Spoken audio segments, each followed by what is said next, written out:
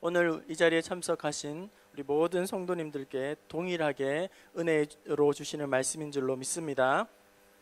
네, 우리 대학 청년내 시기는 너무나도 아무리 강조해도 중요하다고 이야기를 해도 다함이 없을 거예요.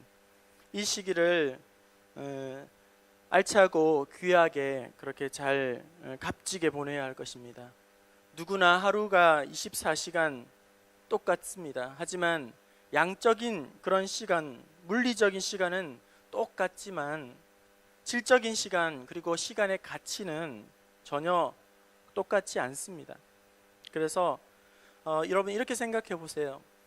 마이크로소프트의 창업자인 빌 게이츠가 컴퓨터 앞에 앉아 있는 24시간과 PC방에 게임을 하고 있는 페인 24시간이 어떻게 똑같을 수가 있겠어요? 그렇죠?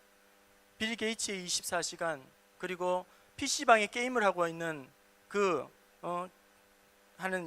시간을 보내고 있는 백수 24시간이 어떻게 똑같을 수가 있겠어요? 수천 배, 수만 배의 시간의 가치가 갈리게 되는 거죠. 양적인 시간은 똑같지만 똑같은 시간이 전혀 아닙니다. 또한 우리 중고등부 학생들 우리 힘들고 또 어렵지만 이 중고등학교 시절을 잘 견디면서 열심히 공부해야 하는 이유는 길게는 이제 6년 동안 혹은 좁혀서 하면 고등학교 3년 동안 열심히 공부를 해서 이제 열심히 공부한 것으로 이제 대학이 결정이 되잖아요. 그죠? 그리고 대학에서 잘 과정을 잘 마치게 되면 그것으로 이제 평생 먹고 사는 것이 결정이 나지 않습니까? 그러니까 제한된 시간 안에서 쏟아붓는 거죠. 그래서 나머지 시간을 이제 결판 내는 거죠. 그러니까 힘들고 괴롭고 너무나도 고통스럽지만 그 시간들을 버텨내고 인내하는 거죠. 예, 그렇게 하는 거죠. 그 연장선상에서 우리 청년의 시기, 대학 청년의 시기도 모든 면에 있어서 황금과 같은 그런 값비싼 시간을 보내고 있다는 것입니다. 제가 생각할 때, 그냥 막연히 제가 생각할 때에 20대, 30대의 1년은 40대의 한 3년과 맞먹지 않겠는가 그렇게 생각해요. 그리고 20대, 30대의 1년은 50대의 한 5년과 맞먹지 않겠나 가치가. 그리고 60대의 한 7년과 1년이 맞먹지 않겠나. 그리고 70대 정도가 되면 청년의 시절의 한 1년이 아마 10년과 맞먹지 않겠는가. 제가 그렇게 그냥 대충 제 나름대로는 가늠을 해요. 20대 우리 30대 청년의 한 해 한 해가 그때의 그 배우고 익히고 훈련받고 준비되어지는 이 시간의 가치란 돈으로 환산할 수 없을 정도로 너무나도 소중하고 값지다는 거예요. 이 시간을 청년 때에 허비하는 사람들은 좀 맞아야 합니다. 예. 이 시간을 허비하는 사람은 정말 어리석은 사람이 아닌가, 가장 어리석은 사람이 아닌가. 그래서 에베소서 5장 16절 세월을 아끼라 때가 악하니라 이렇게 말씀합니다. 우리 옆 사람에게 이렇게 이야기해 줄까요? 세월을 아끼세요. 세월을 귀하게 사용하십시오. 시간이라는 기회를 잡을 수 있기 바랍니다. 여러분 시간을 잘 선용할 수 있기를 바랍니다. 저는 학생 아르바이트 하지 말라고 그렇게 권면해요. 물론 사회생활을 미리 경험하고 또 자기가 경제적인 자립심도 길러보고 생활비도 벌어보고 그리고 어려운 일을 하면서 자립심도 길러보고 독립심도 길러보고 철이 들고 돈 귀한 줄도 알고, 그래서 뭐 학생 때에 아르바이트 하는 긍정적인 장점도 있다고 봐요. 하지만 그럼에도 불구하고 돈 좀 벌겠다 학생 때, 그리고 또 나 좀 쓰고 살고 싶다 이렇게 알바하는 것은 저는 반대합니다. 강하게 반대해요. 왜냐하면 이 시간은 지금은 시기적으로 돈을 벌 때가 아니라 일을 해야 할 때가 아니라 코피 터지게 준비하는 시간이 돼야 되고 자기의 가치를 끌어올리는 그런 시간이 돼야 한다는 거죠. 그리고 돈은 앞으로 죽을 때까지 벌어야 되는 게 돈이에요. 그거는 뭐 아파도 피곤해도 하기 싫어도 나중에 죽을 때까지 돈은 벌어야 되거든요. 그런데 준비할 수 있는 시간은 제한적이잖아요. 그죠? 그래서 저는 이 시기에 빚을 내서라도 배워라, 그렇게 이야기하고 싶어요. 부모님의 등골을 빼서라도 배워라, 그렇게 이야기를 하고 싶어요. 그럴 정도로 이런 황금과 같은 대학 청년의 시기에 어떻게 보내야 좋을까, 어떻게 보내면 가장 잘 보냈다고 그런 소리를 들을 수 있을까. 저는 대학 청년 시절에 이런 이야기를 듣고 저는 성장했어요. 한 명의 스승과 10명의 동력자와 100권의 책을 읽어라.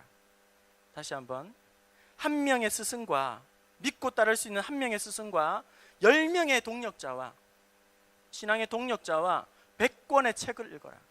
우리 청년들 한번 이거 마음에 새기고 여러분들 한번 그것들을 쫓아서 한번 도전해 보시고 힘써 한번 실천을 해 보시면 결코 여러분 시간이 아깝지 않을 거예요. 아주 귀한 시간이 될 것입니다. 그리고 이 대학 청년 시기에 모든 면에서 중요하지만 신앙적인 면에서도 너무나도 중요하다는 거예요. 그런 점에서 이 시기를 어떻게 하면 잘 보낼 수 있을까? 믿음을 잘 준비하고 말씀을 중심으로 오늘 3가지 정도만 여러분들에게 권면하고 도전하기 원합니다. 이 시기에 어떻게 하면 가장 잘 보낼 수 있을까? 우리의 신앙적인 면에서 잘 준비할 수 있을까? 첫 번째로 무엇보다도 신앙의 기본기, 신앙의 기초를 잘 닦는 시간이 이 시간이 되어야 한다는 것입니다. 그런 시간으로 우리 청년 대학생들 삼을 수 있기를 바랍니다. 신앙의 기본기, 기초를 닦는 시간이 되라는 거예요. 오늘 설교의 제목은 신앙의 품새 잡기예요. 청년 시기는 신앙의 품새를 잡는 그런 시간이 되어야 합니다. 여러분, 품새라는 것이 태권도 배워보신 줄 알죠? 태권도 할 때의 품새 뭐 그런 이야기를 하는데, 이 품새는 기본 자세예요. 기본기입니다. 기초입니다.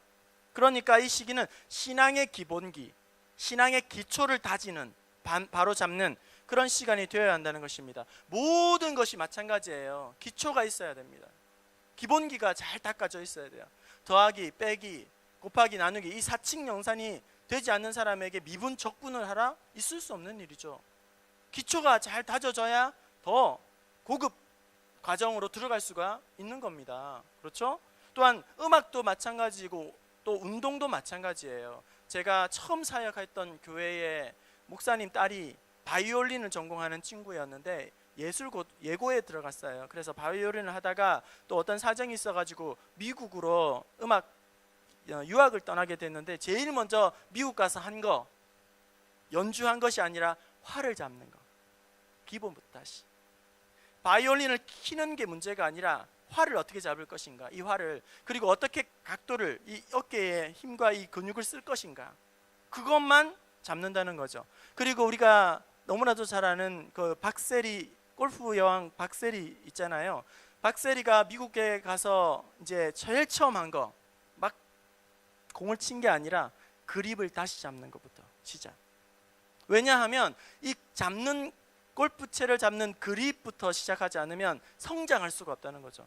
어떻게 하다가 한 번은 잘할 수 있는데 꾸준히 좋은 성적을 내기는 안 된다. 그래서 그립을 잡는 것부터, 우리나라에서 최고라고 했는데 미국 가서 다시 시작하는 거예요. 그리고 스윙하는 자세부터, 공을 치는 것이 아니라 스윙하는 자세부터 다시 시작하는 거예요. 모든 게 마찬가지입니다. 기본이 바로 되어야 그 다음 단계로 넘어갈 수가 있는 것이죠. 우리나라의 그 롯데 월드타워가 지상에서 555m라는 그 높이에 서 있지 않습니까? 제가 건축학을 잘 모르긴 하지만 아마 지상 550m의 월드타워를 떠받치기 위해서는 기초공사가 아주 잘 돼 있었을 거예요. 그렇죠? 뭐 진동이라든지 바람이라든지 어떠한 환경에서도 이 550m의 이 건물을 떠받치고 그것을 유지해 나가려면 기초가 얼마나 잘 견고하게 준비가 되어 있어야 하겠습니까? 기초가 없으면 쌓아 올리면 쌓아 올릴수록 위태롭죠. 힘들죠.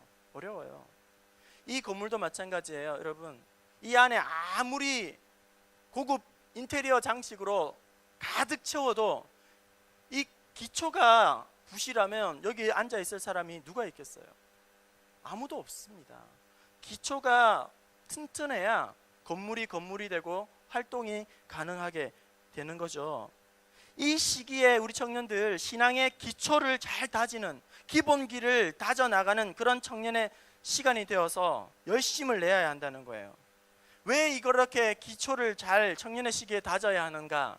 이 청년의 시기에 열심히 훈련받고, 그리고 신앙의 기본기를 잘 쌓고 그것을 잘 저축해 두었다가 이제 남은 평생 동안 신앙을 울고 먹고 살기 위해서 그렇게 훈련을, 신앙을, 기초를 담는 것이 아니라 일평생 예수 그리스도의 참된 제자로 살아갈 수 있도록 이제 영적인 체질을 여기서 만들어내야 한다는 거예요.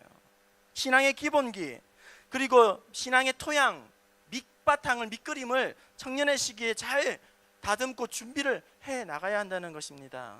여러분, 신앙의 기본기가 다져지지 않은 사람에게 헌신을 요구하고 희생을 요구할 수 있을까요?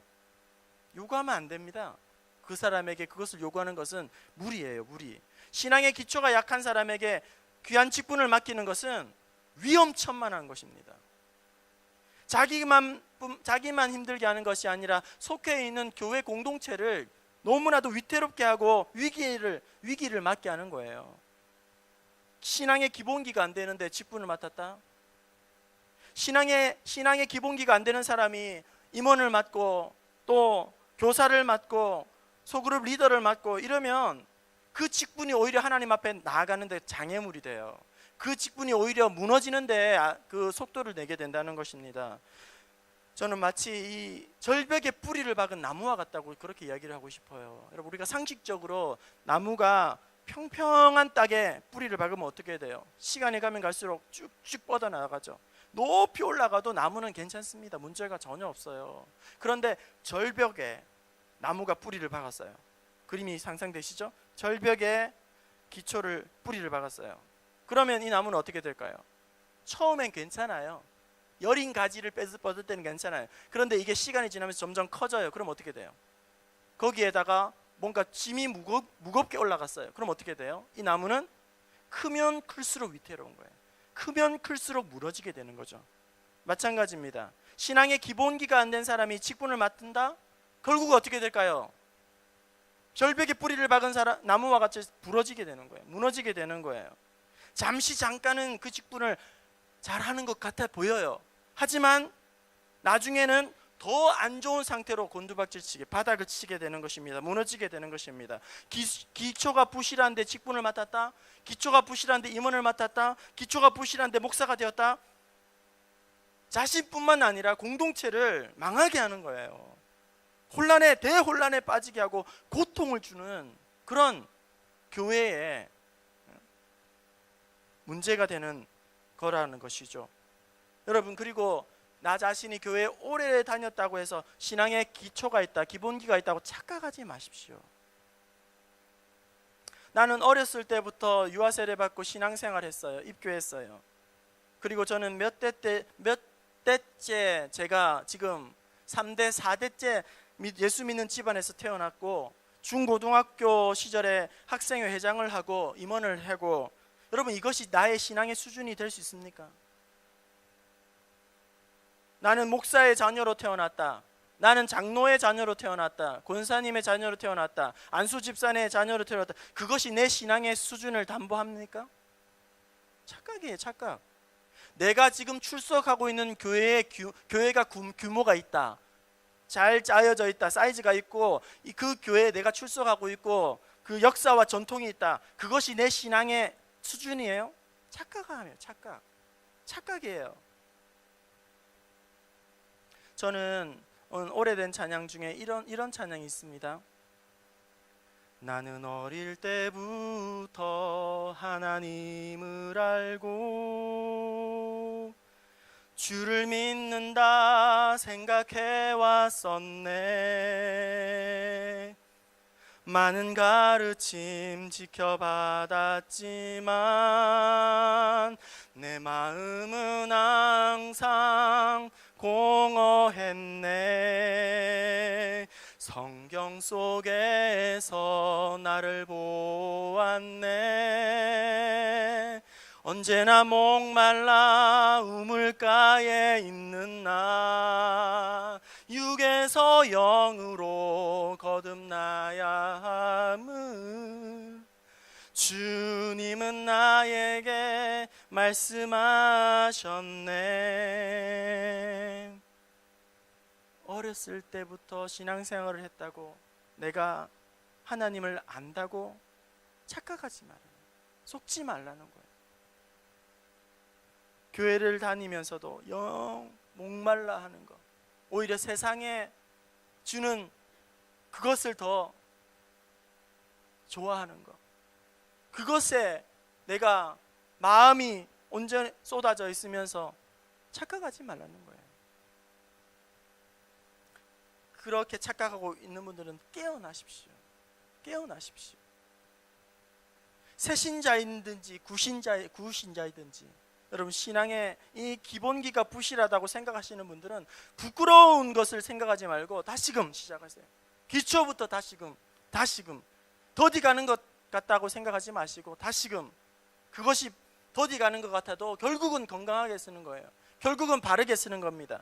결국은 안전하고 견고하고 확실한 믿음을 소유하는 거예요. 또한 이 신앙의 기본기, 기초가 이렇게 중요한데, 여러분, 신앙의 가장 기본 중의 기본, 핵심과 본질은 무엇일까요? 신앙의 가장 첫 단추가 여러분 두 개일 수는 없잖아요. 신앙의 가장 기본 중의 기본, 핵심 중의 핵심, 본질 중의 본질은 뭐냐? 바로 하나님을 만나는 거예요. 하나님을 아는 것입니다. 그래서 오늘 말씀 호세아 6장 6절 말씀 다시 한번 볼까요? 6장 6절 시작. 나는 인애를 원하고 제사를 원하지 아니하며 번제보다 하나님을 아는 것을 원하노라. 황소를 드림보다 진정한 우리의 찬양을 기뻐 받으시는 하나님이십니다. 여호와여, 여호와께서 천천의 수양보다 강물 같은 기름보다 하나님을 사랑하며 하나님과 함께 동행하는 것을 우리 하나님은 더 기뻐하신다고 말씀하십니다. 하나님을 만나는 것, 하나님을 인격적으로 경험하는 것, 하나님을 아는 것, 그것이야말로 가장 우리의 신앙의 첫 단추가 된다는 거예요. 여러분, 제 손에 씨앗이 있다고 생각해 봅시다. 한쪽 손에 씨앗이 있어요. 이 손에는 죽은 씨앗이 있습니다. 이 죽은 씨앗을 땅에 묻었어요. 싹이 날까요? 싹이 날까요? 나지 않아요. 왜요? 죽은 씨앗이니까요. 제가 이 씨앗을 위해서 거름을 주고 물을 주고 날 수 있는 환경을 다 만들어 주었어요. 씨앗이 싹이 날까요?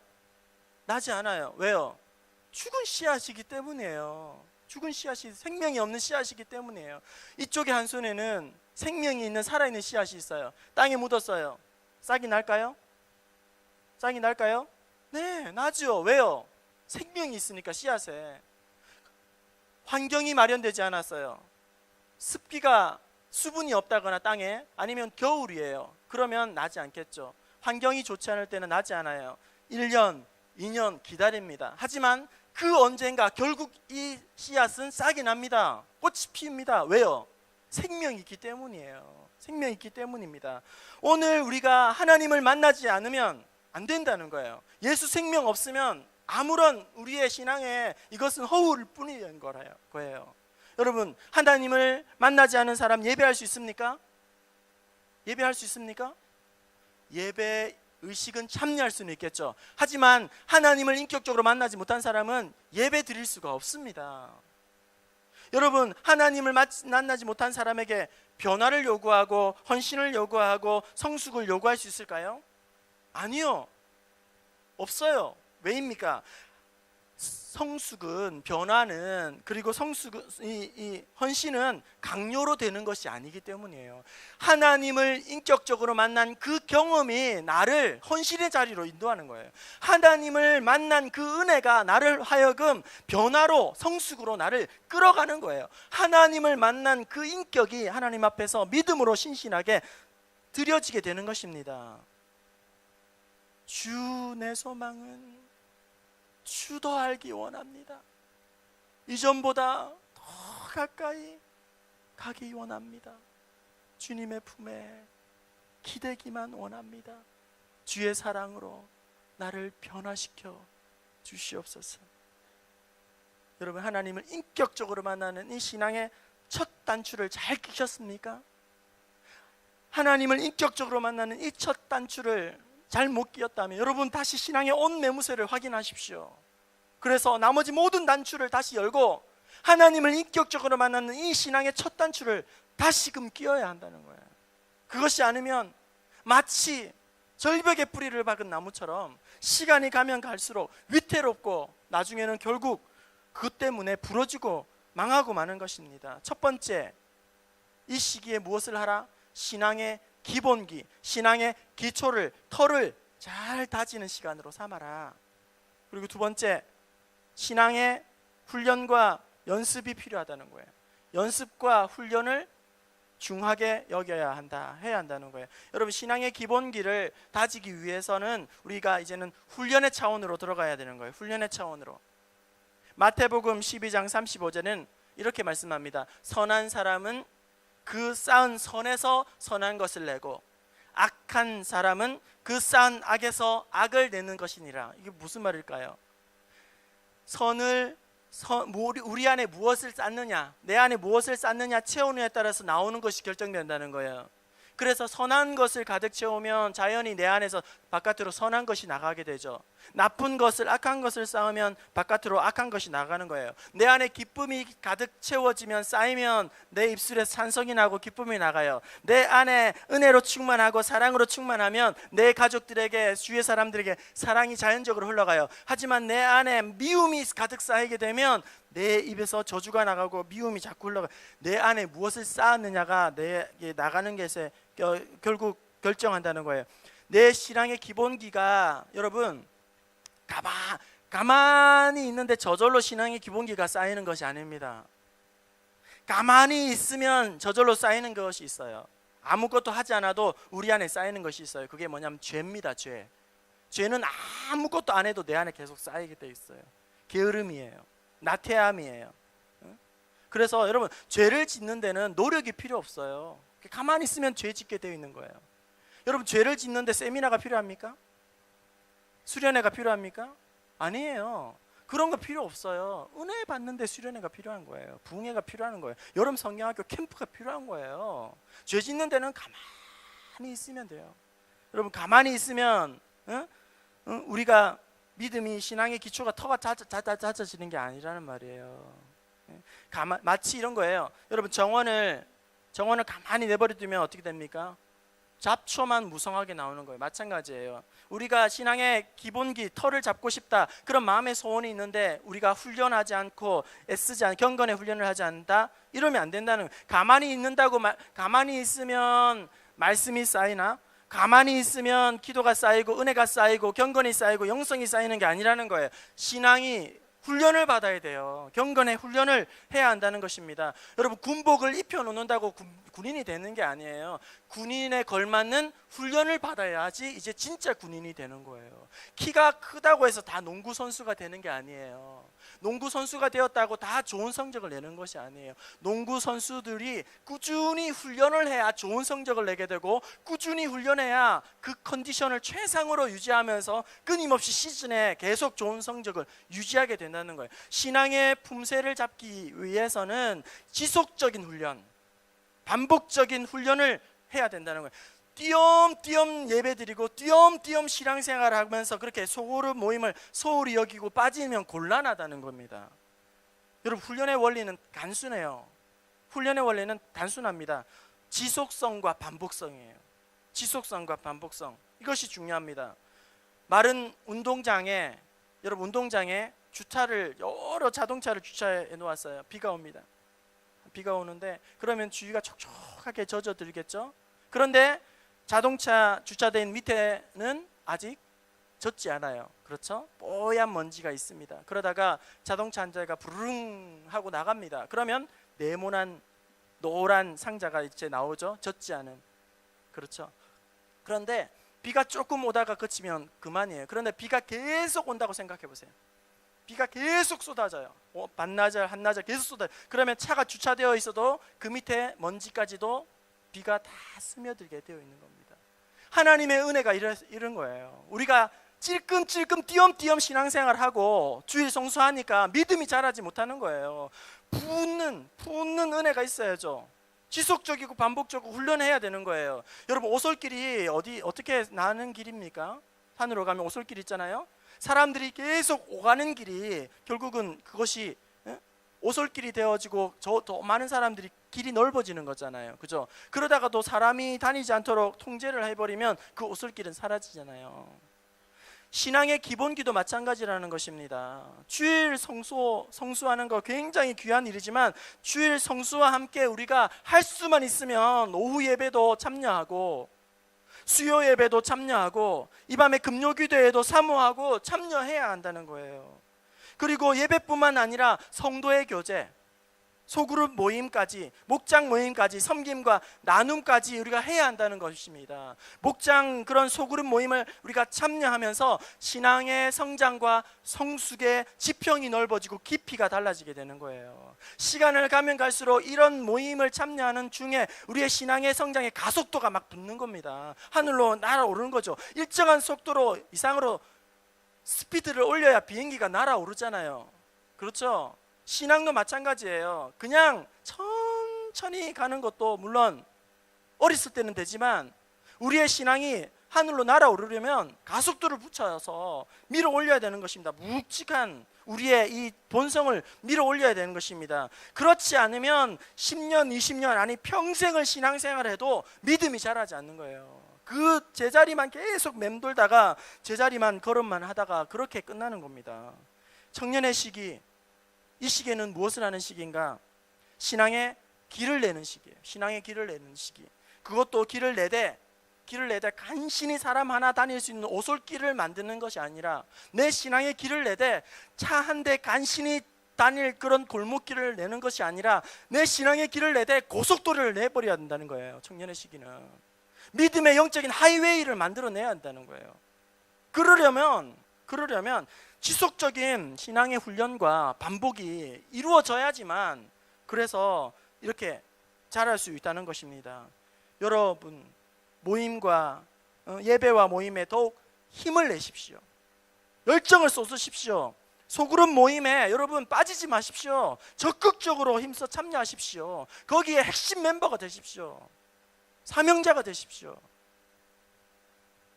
이제 마지막으로 첫 번째는 신앙의 기본기를 털을 담는 시기로 만들자. 신앙의 기본기, 그리고 신앙의 기본기를 다지기 위해서 이제는 훈련의 차원으로 나가야 한다. 지속적인 훈련과 반복을 해야 한다 하는 것. 마지막으로 이 모든 것 위에 하나님의 은혜를 사모하십시오. 하나님의 기름 부으심을 여러분 사모할 수 있기를 바랍니다. 우리가 아무리 열심히 훈련해도 노력해도 우리는 한계가 있어요. 한계를 만나게 됩니다. 부딪히게 됩니다. 우리의 모든 열심과 훈련과 노력이 성령의 기름 부으심이 있어야 아름답게 열매를 맺는다는 것입니다. 우리의 수고가 헛되게 끝나는 것이 아니라 풍성한 은혜로 넘치도록 하나님께서 열매 맺게 하여 주신다는 거예요. 여러분, 이런 사물을 인식하기 위해서, 이 컵이잖아요. 사물을 인식하기 위해서는 필요 충분 조건이 있어요. 세 가지가 있습니다.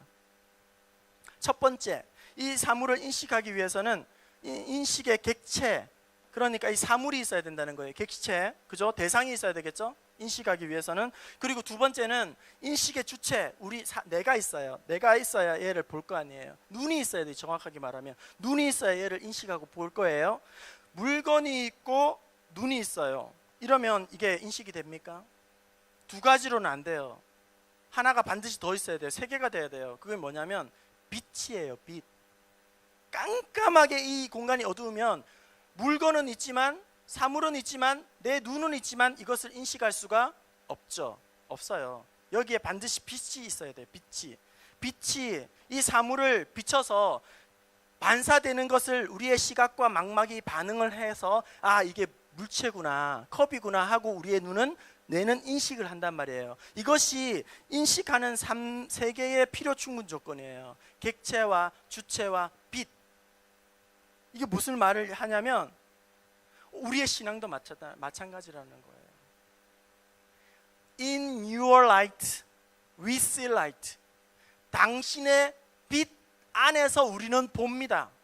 당신의 성령의 조명으로 오늘 우리는 깨닫습니다. 말씀이 말씀으로 들립니다. 은혜가 은혜로 파고듭니다.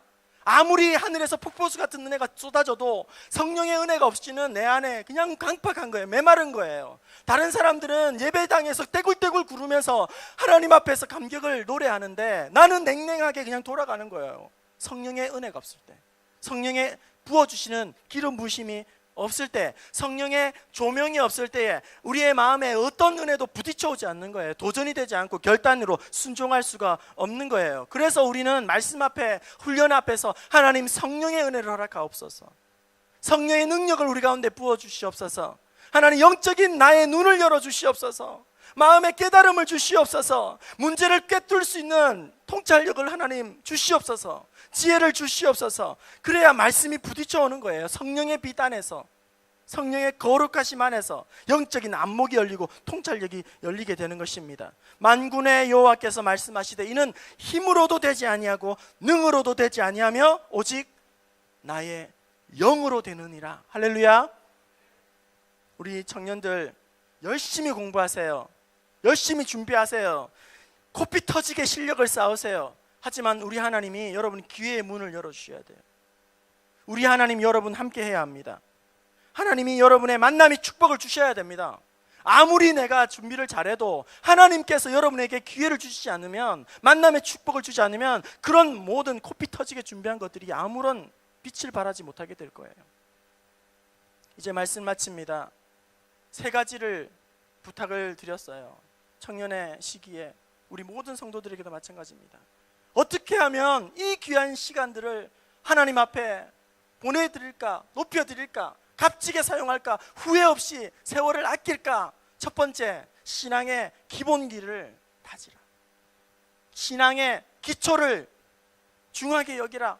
그리고 그 기본기를 닦기 위해서 이제는 훈련의 차원으로 들어가라. 헌신의 차원으로 들어가라. 더 깊은 은혜의 차원으로 들어가라. 지속적이고 반복적인 훈련에 마음을 쏟으라. 욕심을 내라. 그리고 그 모든 일들 위해 성령의 기름 부으심을 사모하라. 성령의 역사하심을 사모하라.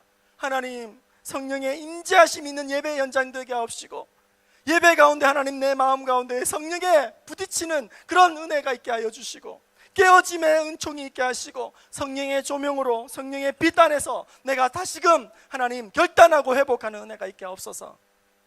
시간 여러분 기도하며 사모하며 달려나가는 견고한 신앙 위에 하나님 앞에 아름답게 서 사명자로, 참된 예수 그리스도의 제자로 세워지는 저와 여러분 될 수 있기를 주님의 이름으로 축원합니다.